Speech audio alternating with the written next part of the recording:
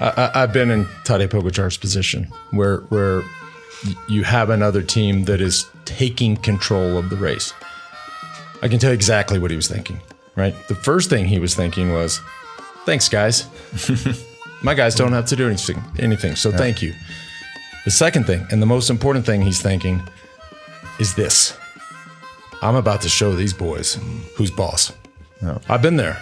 So whether it was Once, whether it was Kelme, whether it was THEMOVE, I'm sitting back going, boys, I'm about to run you over.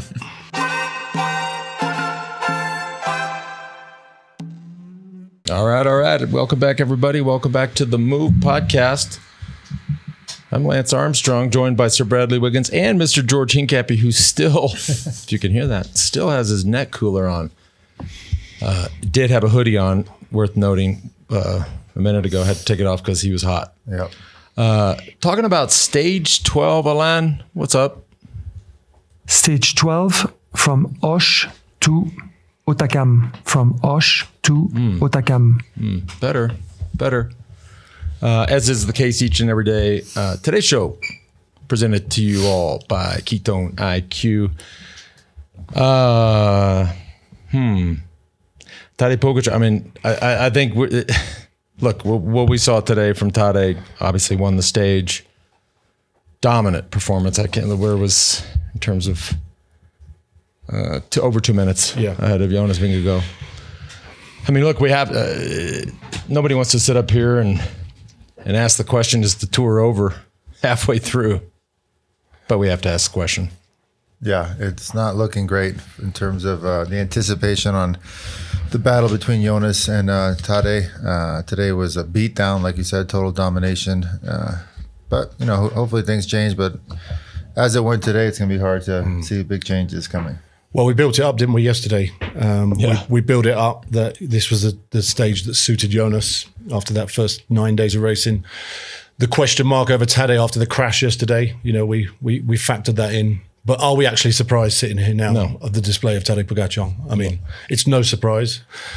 And we got the next week and a half to look forward to with the time trial tomorrow where Tadej could take even more time. Yeah, there's some there are interesting twists here, not just for tomorrow, but the second half of the tour, other riders that are interesting, that I think are newsworthy.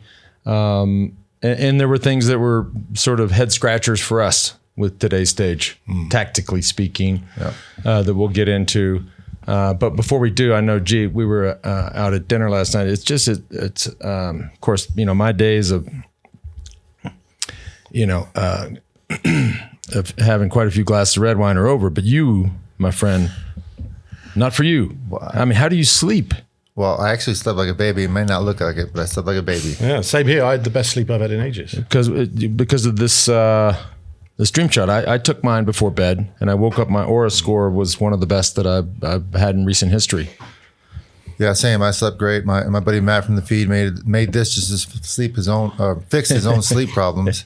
And it's called the Dream Shot, right in front of your computer, and I think mine as well. That's right. And I forgot. As you get older, I forgot how it feels to sleep so soundly. Yeah, just launched today, available on the feed world. It's the world premiere for this product. You heard it on the Move. And so as I get older, it does get tougher to sleep. When I was 20, I didn't even think about it. But even young Sir Bradley here needs help sleeping. But you know what I liked about it? There was no pills, no melatonin.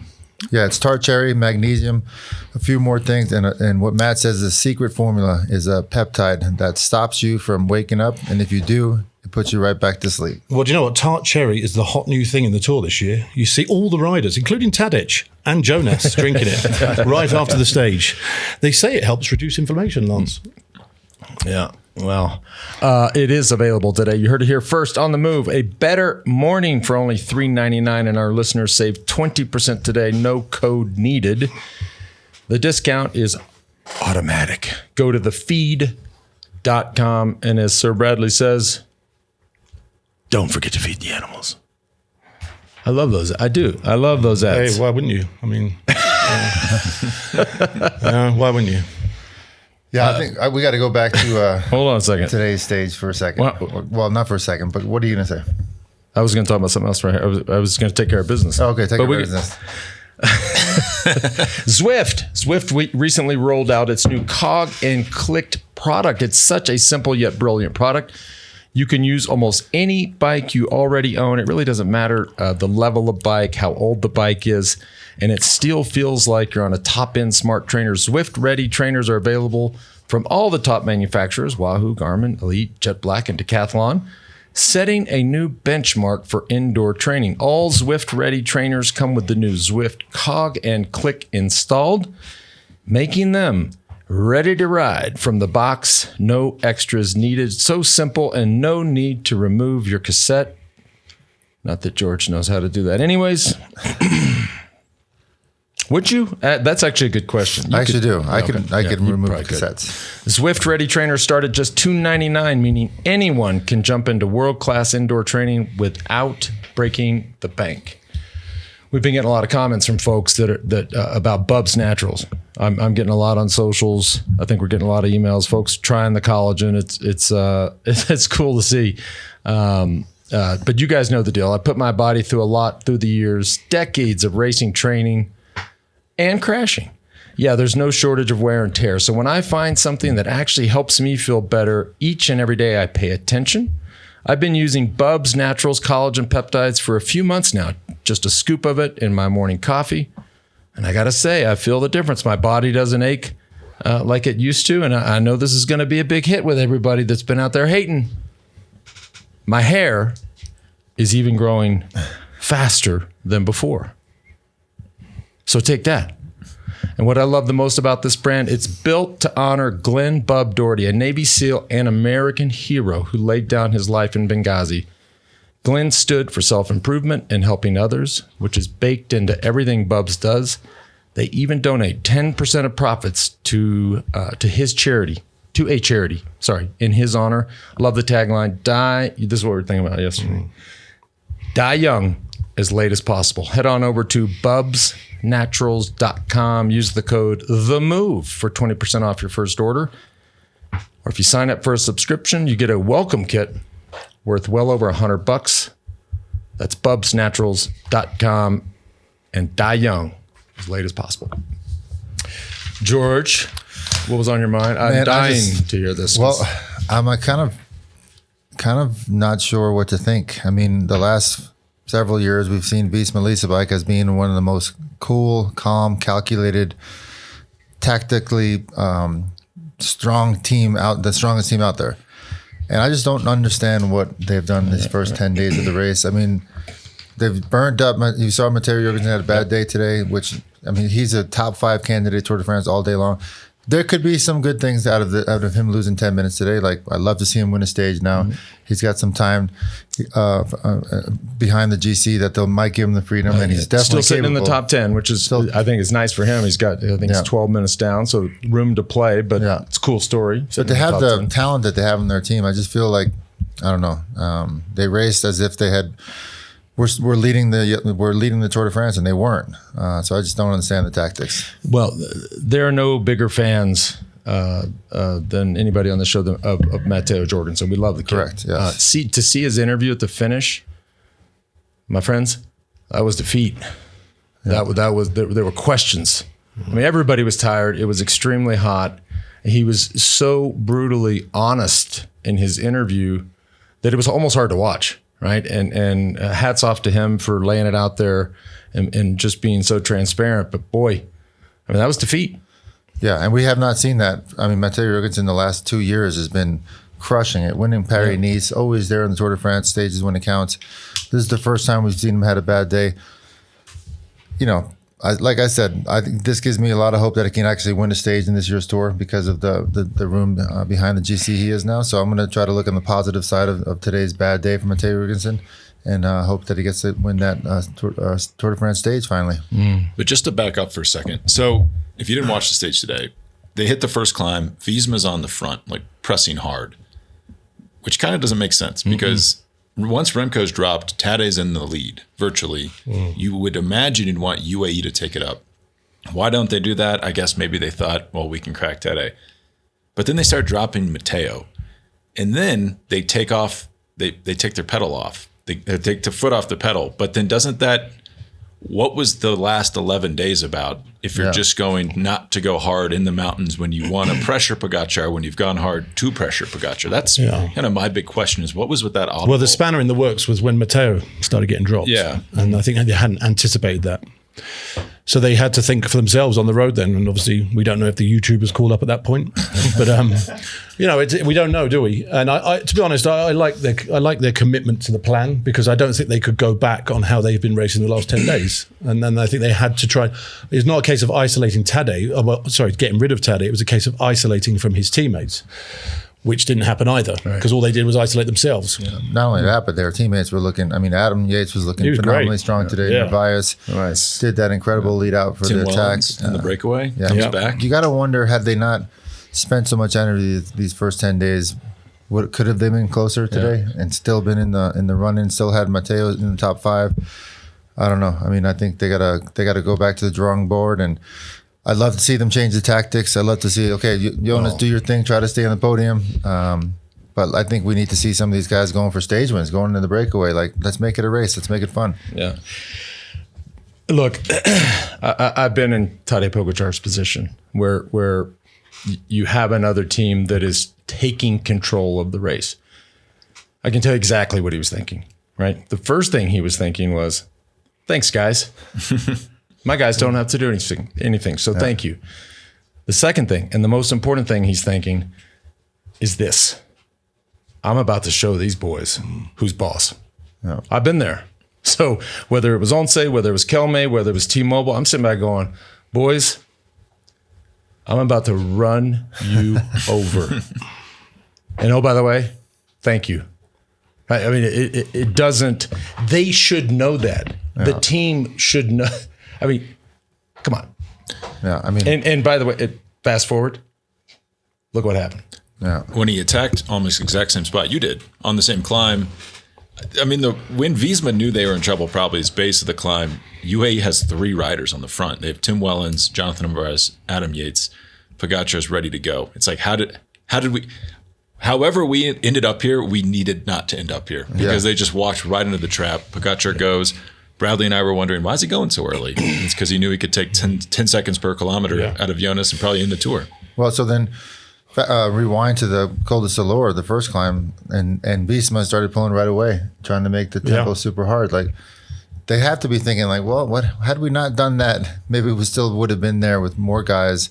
Maybe we could have been there with Jonas to help him out, to keep the gap closer. Pogačar was going to win today anyway. But they could have limited that gap a lot more by not doing that earlier on in the climbs. Well, Remco was one of the first dropped on the sort of. Yeah. And he came back and what a ride he did. Yeah. He had the ride, next to Pogačar, the ride of the day, I think. To get one of the first guys dropped out of a group of 25 guys, mentally, that's got to be such a hard blow. He limited his losses. He did. I mean, when he got dropped, I said to myself, I said, he might lose 10 minutes. Right? You know how that goes, right? You try to hang on, a minute goes to 2. And 2 goes to 10 pretty quickly if you're having that kind of day. Well, I mean, tough kid. Still on the podium. Still on the podium. Only loses 3:35 on the final climb, and he was the first one dropped on the final climb as well. But this is what my evenings are, just me fielding inbound questions about. You guys criticize Visma. What are they supposed to do? So I'm going to levy that question on you guys. Like, if they messed up today, what should they have done? Well, I'll just repeat what I just said. I don't see why they kept pushing the pace, why they kept having their top lieutenants attacking all the last 10 days, essentially burning their matches for nothing. I mean, they weren't going to drop Pogačar on a 1K climb or a 2K climb. I think they should have kept back their energy a lot more. And today, not ridden on the Soler, just to have as many guys with Jonas as possible for that last climb. I mean, Pogačar has been dominating since the beginning of the year. I mean, he was second place in Roubaix. He won all these monuments. Like, he's not shown weakness once. So I don't get it. I mean, you have a guy who is the overwhelming favorite in this race by a factor of 10, right? You have that same guy has a team that has suffered some losses, has some crashes, injuries, guys out of the race. That's why you put him on the rope. Say, you're the favorite. You go control the race. Let them. And by the way, that is now what they're going to do. Okay. It's your race to win or lose. If there's a 50-man break up the road, you guys go on the road. You are the favorite. Yeah. That's what you do. That's what Johan Brunel would have done. That's what you do, I think. I think their information is flawed because they're operating under the assumption the harder we make the race, the better it is for Jonas, the worse it is for Tadej. Yeah. That is clearly not true. No. I just don't know. Like maybe that was true 2 years ago. It doesn't seem to be true now. Yeah, and where's the evidence to suggest that in the last 6 months? Yeah. There is nothing. There's nothing to base that theory on that there. It's ridiculous. I mean, I'm like deep in like medical journals, like people on Reddit are talking about the way Jonas's body processes creatine, that he'll be better in the 3rd week. But once you get to that, Has Reddit now become a demographic for John Reddit. That reminds me. blogger. That's right. Yeah, George. Yeah. Jesus? You remember? You know that guy Reddit? He's buddies with that dude Substack dude, yeah, I know. and the other guy. Don't most people on Reddit live with their mum still? It has to be 60 to 70%. I have to disagree with that. There's a lot of good stuff on Reddit. Some of the comments may be not what you want to be following in a 3-week. No, this is my point. Yeah. I mean, isn't that what DSs are paid for? And have any of those guys done the Tour de France ever? Probably not many tour winners in the Reddit Very comment small section. percentage. No, right. of them. But let's. We're not going down the Reddit rabbit hole. No, let's. Let's in the second half of the show. Yeah. Jonas Vingegaard. I thought Jonas. I thought he looked terrible, frankly, at the end of the stage. He did. When you saw Tadej was clearly in control. That he's superhuman at this point. Jonas, I'm worried about him, and I'm worried about him because I think the easy conclusion to come to is like, well, he's going to get second. I'm worried about that. I think he didn't look good. No. Well, where do they go from here as well? I mean, Jonas has won the Tour twice before, so he's winning is the standard. Second place is a failure because he set his whole season around this. So where do they go from here? I mean, Well, it's the same with Jonas. He's won it twice as well. And second place is going to be a loss for him. But now I wonder if he's wondering how bad do I want to keep this second place? The only way he might have a shot is like to risk everything and lose the shot for the podium. Like get an early breakaway on a mountain Well, they're not stage. going to let him do that. But like just hope for Pogačar to have a bad day and Jonas go all in. They'll make him do all the work. That's the only chance to get this race to be exciting again. More discussion too about the bike he's riding. Yeah. Pogačar's riding. Yeah. Then I mean, this starts to get. You talk about rabbit holes. Starts to go down this rabbit hole of folks saying, well, he anticipated riding Hautacam, at X average speed, that maybe an aero bike suits it. I don't know about that. My personal view is that he might look. We all know this, right? We've had bikes and frames and makes that we just liked. Right, you just dawn and you're like, I know it's whatever. And there's debate on whether it's 300 grams heavier, 700 grams heavier, whatever. When that bike feels right, just ride it. Especially if you're Tadej Pogačar. Today could have ridden up in a tricycle. Well, it was 22.6K an hour. Yeah, So, I can't imagine that they're putting that in the wind tunnel. at that speed. Yeah. Are they? I don't know. think so. What's scary is Pogačar slightly below his power numbers from last year in the Pyrenees. So Really? what happens if he starts? I mean, it was super hot, we should say, probably because Jonas was slower than his time here in 2022. It was hot. It was in the low to mid 90s Fahrenheit. Yeah. 30 to 35 Celsius. That's hot. Yeah. I should also say when I say lower, I mean, he's only doing 6.8 watts per kilo for 35 minutes. So still pretty good. And how much slower was Jonas on the climb compared to 2022? He was, so in 2022, he was 36.34. He was 37.18 today. Yeah. That's the heat. Yeah. By the way, too, the fastest time still to this day, Bjarne Riis. Bjarne Riis. Yeah. 1996 going up Hautacam. 34:41. 34.40 is what I have here. Okay. But yeah. 1 second. And Tadej today was 35.08 is what I timed him at. so 30 seconds. Jeez. Someone on the show did 36.19, Lance Armstrong in 2000. But you were feathering at the end, right? We're about to take our peacock break, but before I do, yesterday, and this kind of dovetails in also into what we were talking about yesterday. This cycling's a brutal sport. A lot of the guys we mentioned when we were talking, it struck me when I left the set yesterday. A lot of the guys we talked about with this stage in 2000 are no longer with us. As I go home, I get the news that we lost another. Samuel Petera, young rider on Hagen's Berman Yako. Axel Merckx's incredible development team died in a race yesterday, and awful. And Bradley, you got to spend time with him. I know Colton on our team has done a lot of work for that program and has got to spend time with them. We lost a good one. Just a reminder that boy, this sport's beautiful and brutal. Yep. All at the same time. We'll be back in 2 and 32. And we are back. Also worth noting, Tadej Pogačar's 20th Tour de France stage win. I think we can all agree it's pretty safe to say tomorrow's uphill time trial, which we're going to talk about here in a second, equals number 21. They were not far from the Cav watch. 13, 14 odd stages, which you anticipate over the next 5 years, you probably will do. Even this year, we have some. I mean, he's not done this year. He's not done this year. Some incredibly hard stages. Does he start giving some away? Do the let breaks go? TBD. But I think it's safe to say after tomorrow, we're going to have 21 at a very young age. Yeah. I mean, what did you guys think when you woke up this morning and saw 52 guys in the breakaway? Well, I don't remember seeing that in a long time. Lance is still sleeping. Obviously, no, I got up early because the Open started today, and first tee time for the Open at Port Rush was at 1:35 Eastern. So I actually could have stayed up late and saw the first ball in the air, but it started today. I mean, it's a big deal. Yeah. Well, I thought, anyhow, but no, I did. Spencer, what did you think about that? Listen, I'm sorry, I was going back and forth, but no, yeah, this is this new cycling, which is just what this is. Well, I watched the break Uno form. X, the first team to attack again today. Well, but did they make it or not? So the break goes, Yeah. and I thought 51 riders, this thing's going to balloon. They're going to contest the stage. Time and Armsman's going to win.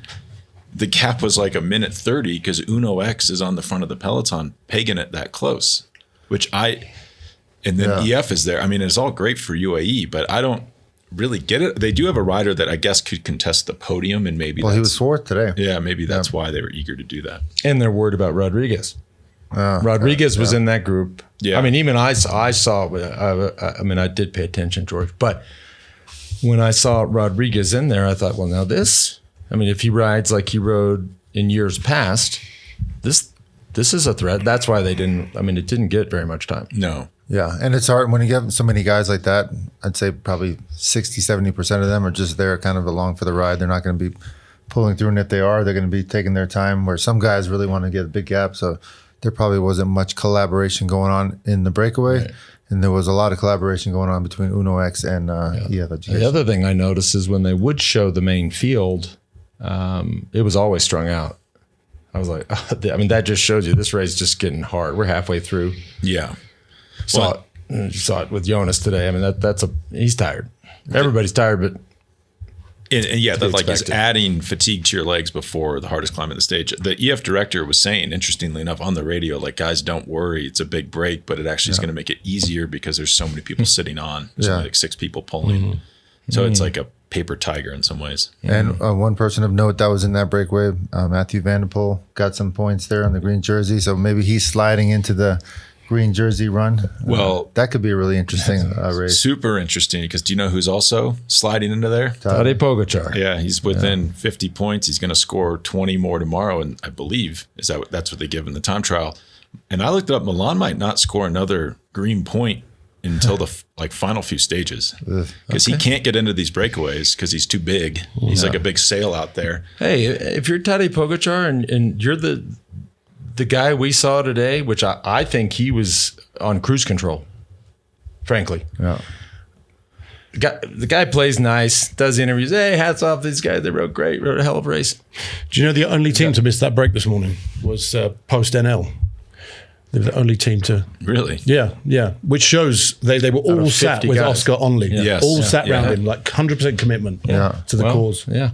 But real quick, back to Pogačar. I mean, is there a world where he wins all 3 jerseys? I mean, absolutely. There's this talk and these comparisons of Eddie Merckx, the cannibal. I mean, that's cannibal-esque. Yeah. Let's go knock down all 3 jerseys. Yeah. Well, he'll score more points in KOM tomorrow as well. Yeah, and really KOM is going to come down to Col de la Loze because it's double points at the He'll top win of that that. as well. So it's like, does the breakaway go over or does Tadej go over? Yeah. And he'll probably go over. Speaking of Oscar Onley, I mean, this is shaping up to be. I mean, this is our dog. Yeah. Like every day, we're going to have the Oscar Onley check. And he's actually not that confident in the overall. I saw an interview with him this morning. and Well, he's like, It's the unknown. Yeah, it's it's the more the unknown. unknown, you know. But again, 6th on GC now. Yeah. He's still looking great. yeah. I mean, if he did as well, he finished 3 minutes back today, 5th on the stage. What's left to work? Like, that's pretty good indication. Yeah, on Hautacam. absolutely. Yeah. 22 years old. Yeah. Yeah, we love this guy. Like we just learned about this guy like 10 days ago. Yeah. But it's a long race. I mean, we never know what No. the Alps would bring But these guys. but you know, we got to talk about something. Yeah. And this is fun to talk about. We will break down tomorrow's stage. Before we do, as I said at the top, Ketone IQ, our presenting sponsor, they have changed the game. They're changing the energy game. You're seeing a lot of talk and buzz about ketones and its use in the peloton. Not just that, new relationship with John Jones from the UFC great, arguably the greatest of all time. Big advocate for Ketone IQ, and a lot of science and research going in to ketones. In a placebo-controlled study with trained athletes, Ketone IQ boosted average sprint power by 19%, peak power by 13%, cut fatigue by 10%, and spiked blood ketones 5x in just 20 minutes, also improving recovery. Ketone IQ recently teamed up with Team Visma Lease bike and KU Leuven to explore recovery and high-altitude adaptation. Take your shot. Get 30% off your subscription plus a free gift with your second shipment at ketone.com/themove. Ketone.com/themove. Last one of the day, Ekoi. We are so psyched to have them as a new partner. Began last year. I love my new Ekoi helmet. I get a lot of questions about it. Ekoi is a leading brand in Europe specializing in cycling equipment from head to toe. It is one of the few brands that truly develops its products in close collaboration with pro athletes across all disciplines: road cycling, triathlon, gravel, and mountain bike. And it is the most represented brand in this year's Tour de France with 4 teams. Israel Premier Tech. Mike Woods had a good day. He there for a second. He was like, man, this guy kind of he's going to have a day. Yeah. I think. Agree. And I hope he does, because I always love going back and talking about how fast he ran back in his day. Like, it just shows you the engine. Israel Premier Tech, Lotto Destiny, Arkea B&B Hotels, and Cofidis. Their products are available exclusively online at Ekoi, Ekoi.com. And if you ride a lot, Ekoi products offer unbeatable value for the money. The entire Ekoi website is currently on sale until the end of July with discounts of up to 60%. It's hard to find better deals. Special offer with the code THEMOVE15, THEMOVE15. That is the code. Gets you $15 off any purchase of $150 or more. That's Ekoi.com. And then there was tomorrow. So we got an uphill TT tomorrow. Yeah. I know, Bradley, you broke down your warm-up for the normal TT. Is Right. the warm-up the same for an uphill TT? Yeah, I mean, it remains the same. It's just Might it be shorter, though? no. I mean, I'm only talking about 16, 17-minute warm up anyway. But just getting into those threshold powers, I think the key to tomorrow will be riding in the morning and shaking out the legs from riding today. the climb or just riding? A lot of guys might do. Yeah, I mean, you wouldn't want to expend any more energy than you have to riding up that climb, because it's quite steep in parts. Yeah. But I imagine they would have recon this before already. Let's have a look. sure. Let's look at tomorrow's profile. It is steep. Ooh. Nasty. So did I hear this correctly? Is that Jonas thinking about using his TT bike That's for what this? Bradley said. Well, he rode his TT bike on the rest day, and it's apparently been quoted somewhere. He's said it on TV that he's confirmed he's riding these time trial bike. There would be no reason to ride that bike on your rest day unless, there has to be a reason. Is he going to change like at 3? Go back. 3K Go, in? let's slide one more time. That's even 4 kilometers. Not even. It's 3 kilometers. And then it starts to kick up. That makes zero sense. I think you're right. Is it faster? I mean, look at the pitches No, at the end. it is not. and we've talked about the mini dispute on Tadej riding his Aero road bike and the weight.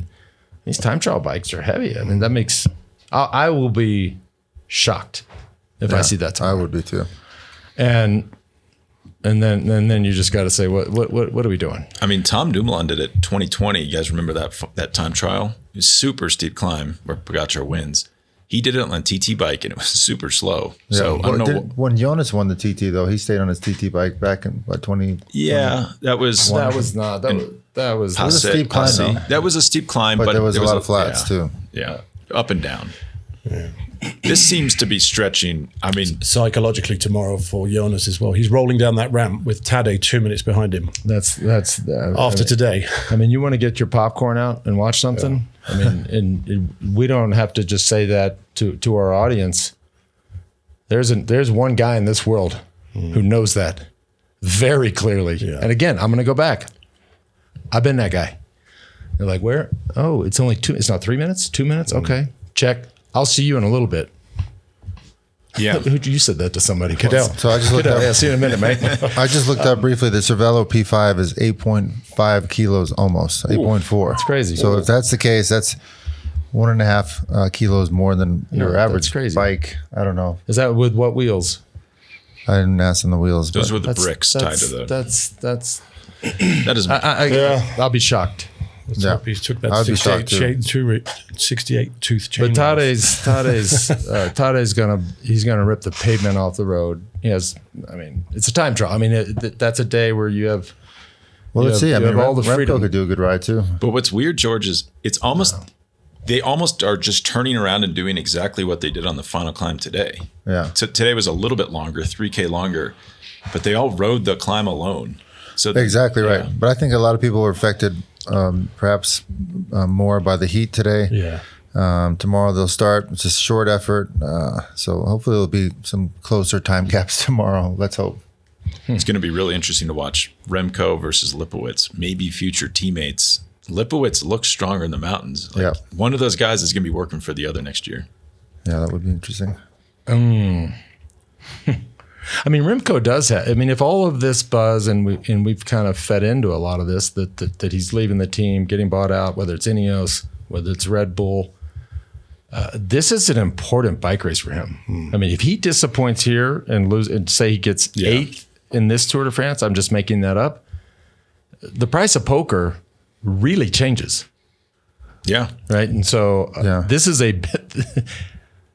If I'm him, though, I'm coming. By the way, too, today could have been a bad day for him. Yeah. And look, he's still there, and he did fight hard. But this is important in terms of what the payday looks like going forward. Yeah, I felt like he bounced back pretty incredible. I think he's coming at it today with, some disappointment for not being able to hang with the first group, but also being proud of his effort that he was able to sort of regroup, not give up, and claw his way back to. He's kept 3rd place overall in the GC. Pretty incredible ride for him. The only thing I worry about Remco is like today it worked out really well. Like no notes. That was perfect. Yeah. Like in a few days we're going, the first climb of the day is the Tourmalet. And so like if you get gapped on a bigger mountain stage and then you're not going to ever catch back on and you're going to lose minutes in the valley chasing, like that's when the pace yourself strategy becomes a problem. But maybe it was just a bad day. I don't know. Bad day. And let's not forget today was the first horse category mountain stage. I mean, people just react differently. Like they've been doing these 1, 2, 3K climbs, really steep, short efforts. Today was, 40 minutes of threshold efforts. It's very hot. So everybody just reacts differently to that. And we saw that today. First stage of the mountains, I mean, it caused chaos for a lot of guys. I think we have 8 question marks, but there's one I don't have a question mark about, right? I think Tadej Pogačar knows he's in control. He knows what he's doing. I think there's 8 other ones, right? Ostergronley, can he stay in the top 10? Remco, did he have a bad day? Does Jonas get second? Where's Roglic end up? Right, et cetera, et cetera. So I think that's a perfect point, George, for those 8 questions, except for the one big one. Yeah. We have. I will push back. We have seen riders win after getting in early breakaways. Like think of like Nairo Quintana at the Vuelta, and what was that, 2017, where he jumps into the early breakaway. Yeah. Chris Froome and Sky at the time don't react quick enough. Like I wouldn't rule it out for a guy like Jonas to try that because he's got to try something. I agree. Are you guys ready for some questions? Yeah. Let's take some questions. I just have one quick question for George, because we teased it enough. When is the hat, the Kimosabi Aspen look hat coming, bro? Oof. I'll bring it. Just you tell me. Somebody's got to remind me before I leave in the morning. I leave at like 7:40. So somebody text me before then and I'll bring it. Okay. I keep forgetting. Bless you. Oh, God bless you. The hat does not disappoint. I've seen a sneak preview. Let's do the Ventum trivia real quick. Okay. Because otherwise I'll forget if we don't do it now. The question yesterday, stage 11 started and ended in Toulouse. What historical significance does Toulouse hold in the Tour? It was one of the very few cities featured in the very first Tour de France, 1903. I think there were only 5 finish downs. Oh. Right? Was it Lille? It went Paris. You know this. It went Paris, Lille, Bordeaux, Toulouse, Lyon, Paris. Paris. Think about that. We talk about how hard the Tour de France is. Now it's the hardest sporting event in the world. Yeah. 100 years ago, dog. Like 2 gears. Not only that, you'd have to switch change the your wheel. tire. You have to switch flip your tire, wheel around. Yeah. 500 kilometer stages, maybe more. That was the hardest sporting event in the world. Yeah. Anyhow, the question for today, first featured in 1994, the Hautacam, which was the climb they finished on today, earned a reputation as an infamous Pyrenean climb, including stage 12. How many times has it featured in the Tour de France? I'm going to say that one more time. First featured in 1994, Hautacam has earned a reputation as an infamous Pyrenean climb. I'm not sure what happened. Something bad happened? Anyhow, including stage 12 this year, how many times has it been featured in the Tour? Come back tomorrow to get your answer. All right. Do we have an answer for yesterday's Professor? question? Yeah, it was the first. It was featured in the first Tour. Oh, okay. And okay, so this question triggered me. So I'm asking it, and it lets us talk about, we haven't mentioned Ben Healy. Lost the yellow jersey. Great defense. Did as well as he could. Probably paid for his efforts. So he could leave today. You see, that's a 5-star tour for him. Won a stage. He had the yellow jersey. Correct. By the way, even for his team could leave today. Yeah. in his struggles on that, if you watch the climb, it's like that should answer the question. If you're like, why don't they attack every day? It's like, well, that's why, because you pay for it. So this is from Liz. With all the talk about tactics, I wonder, why do we even celebrate jerseys someone has quote unquote earned when they might only have it simply because a stronger rider didn't want to deal with the press that night? I mean, it's still a big deal, right? Still a huge deal for a team to be in the yellow jersey. It's every rider's dream, even for one day. Absolutely. I got it for one day in 2006. That's my claim to fame. But yeah, it's a big deal. Don't be that. But my point is, it's very, very hard to get a yellow jersey in the Tour de France, and not many riders can say they had it. Yeah. I wanted this question to be a palate cleanser because we're talking about Tadej. Is he going to pass Mark Cavendish? Like, that is unusual. Like, just to win a stage or to wear the yellow jersey is a career-defining achievement for most people. There are two guys in this race going into the race. There were two guys that they only wanted it at the end. They would have given it to whoever all the way to the end. Everybody else in the bike race would kill to have that jersey for a day. It doesn't matter if somebody handed it to you, gave it to you, didn't want it, etc. That's a huge deal. And for the sponsors, that's a big deal. Yeah. And you have to be really good to be in the position to be given a jersey. Oh, yeah, sure. Yeah. You're not riding last place. So would Tadej have a realistic, this is from Tosh, Tosh 2.0, would Tadej have a realistic chance of winning all 3 Grand Tours in the same season? Yes. I think he would have done it last year had he ridden the Volta. Wow. I think I agree with you, Bradley. Yeah. I think though, so let's take this question further to real provocative territory. Could he win all 3 Grand Tours and win the World Championships? I mean, I wouldn't put anything past him. no. Yeah. Nowadays, you can't put anything past him. But his team is smart enough. They're not going to put him out there and attempt that. Who cares? Yeah. Right? Yeah, What matters is the Tour. He's won each of the other ones. They're not going to do classics. that. Now the bigger when I hear that, I say, because that's exciting to me. Winning all 3, like a lot of sports, tennis, golf, etc. That's called a Grand Slam, right? We love it when a player either wins a Grand Slam in a calendar year or in a career right? There's the career slam. That's newsworthy. People follow that. That's what sports need. Cycling, I mean, we're talking about that. We're like, no, that would be great. So then my brain goes to, why do all three of them have to be 3 weeks? I was just going to ask that. Right? Is it not better for the sport? Because these stories, because if we pose the question another way and said the Giro's 2 weeks, the Vuelta's 2 weeks, Tour stays 3 weeks, can a rider attempt the slam pretty consistently? And feel good that they're not going to wreck themselves for the following season or down the road. Now, that's newsworthy. I love that. And when you're comparing it to the Merckx era, and when we're comparing him to the Merckx era, the Vuelta used to be 2 weeks long. So when Freddie Martins won it, it was 2 weeks long. So we're almost putting unrealistic expectations on Tadej trying to do it in the modern era when they're 3 weeks long and in a different month a year. Yeah. Do you guys we have Ventum trivia. Do you want Spencer trivia? But I would even make the argument or make the case that the Tour could go to 2 weeks. We're going to get pulled off the air here. Welcome to the party. Okay. All right. So I didn't realize that the backlash was going to be quite that extreme. Okay, fine. Keep it at 3 weeks. The others, I love the idea of the Grand Slam. I'm 100% on board because I think it's too taxing. Like the answer to the question would be the team wouldn't let him do it because it would fry him for Worlds. It's too risky. Look at Sepp Kuss. He's maybe never been the same. A Grand Tour recently has not been 3 weeks and nobody noticed. Do you guys know which Grand Tour it was? Ooh, come on. No. The 2020 Vuelta was like 18 stages and it was better because of it. And nobody noticed it wasn't 3 weeks. That's why the professor's here. I mean, got you on that one, Sir Bradley. What was You the know reason for everything. that? Well, our brains have all been scrambled, like because of the events of that time. But because of COVID, they slammed the schedule together, and like the Vuelta and the Giro are running at the same time, and they had to fit the classics in. So the Vuelta got stages taken out. And the Tour was in September, right? So there was a reason for that. It was snowing during the Tour. Yeah, if you guys remember. That's right. Crazy.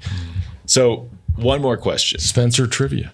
That's a whole new thing. I thought that actually was one of the best Vueltas I've seen because you cut like 5 stages out of it basically. Fair. Is this from Cornel? I guess. Is there something in a champion's DNA? In other words, is athletic performance mainly determined by genetics? Look at the Yates brothers, Audrey and Matthew Van Der Poel, and the grandfather, George and Enzo Hincapie, Bradley and Ben Wiggins. I think about this a lot. What do you guys think? Good question. Yeah, that is a good question. What the thing I find interesting is, how much that riders' sons look like their dads on a bike. Yeah. And is that nature or nurture? Nicholas Roach looks like Stephen on a bike. Enzo looks like you on a bike. Axel Merckx look like Eddie. Same style, although different body shapes. And Rick Zabel, Eric Zabel, they both had the same style. Very interesting. And I don't know the answer to it. Yeah, I don't either. That's got to be quite a bit of nurture, I would think. Yeah. Just if you're starting out and you're riding with dad and you're seeing his pedal stroke, you're seeing his everything about it when he stands up, what it looks like. I think the nature part, the genetics part comes. The engine is the engine, but the style is from watching dad. Yeah.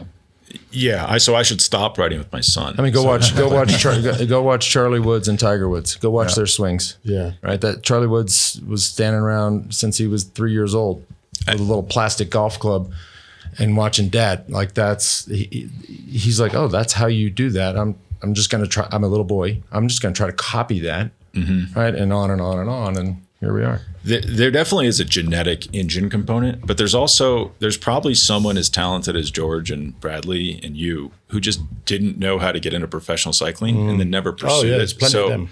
If you have the guidance from a parent, it probably helps you get through the first couple steps. Yep. Yeah. Yep. That's it for questions. Okay. Big day tomorrow. It is a big day. I mean, again, there's now a bunch of whole new questions. If Jonas wins, do we have to call Visma live on the show and apologize? Happy to. Yeah. I'm happy to. There was years ago. There was a particular team. I said if they win something, we used to have like this metal Eiffel Tower, and I was so convinced I couldn't win anything. I said I will eat this Eiffel Tower complete. Fortunately, they didn't win anything. So if the Eiffel Tower was sitting here right now, I would probably say the same thing. But yeah, fine. We'll call them. If he doesn't win, they're going to apologize to us. Yeah, you're right, because that needs to be that's an unbalanced bet the way it is. Okay. Hey, I'll leave you with this. We're seeing one of the greats of all time. Like, we can sit here and say, oh, folks, sit back. He is. And whether we'll let the race play out. This might be a blowout, but just appreciate greatness. Yeah. I mean, the kid is one of a kind, and In the world of sport. In the world of sport, and so not just cycling. Appreciate that. I know we do, and enjoy it. All right, thanks for tuning in.